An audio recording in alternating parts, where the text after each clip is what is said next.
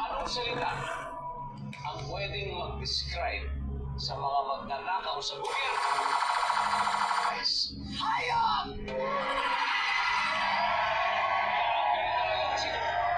Wala, hindi ka nararamdaman. Papaningin kayo, hayop! Hayop kayo! Asan ba? Mga hayop! Anong salita ang pwede mag-describe sa mga magnanakaw sa gobyerno?